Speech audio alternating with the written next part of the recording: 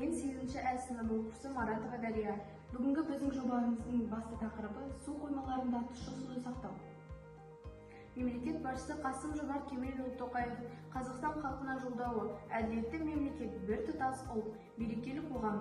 1 қыркүйек 2023 жылы айтып кеткендей, ел экономикасын тұрақты дамытуға су тапшылығы қатты кедергі болып отыр. Қазір бұл ұлттық қауіпсіздік мәселесіне айналды. Сырттан келетін су азайып барады. Сол судың өзін тиімсіз пайдалану жағдайды одан әрі ушықтыруда. Судың 40% құмға сіңіп және буланып жатыр. Зерттеу жұмысының басты мақсаты 3D принтер арқылы шығарылған сфералардың көмегімен су қоймаларында тұщы суды сақтауды жүзеге асыру. Зерттеу жұмысының өзектілігі: ұсынылған жобаның практикалық маңызы зор.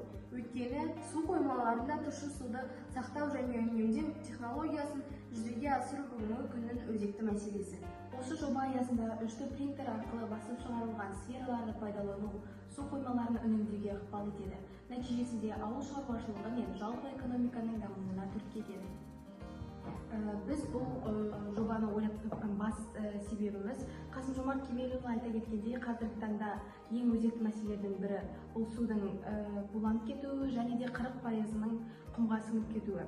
Біз бұл макетті істегенде 3D принтер арқылы шығарылған сфераларды тұщы суға жібердік. Олар судың буланбауына жақсы ықпал етеді. Міне, мен қолымда қазір біз 3D принтермен шығарылған сфераларымыз. Олардың диаметрі 10 см және олардың түсі қара. Себебі қара түс өзінен күн сәулесін өткізбейді және су буланбайды. Назарларыңызға рахмет.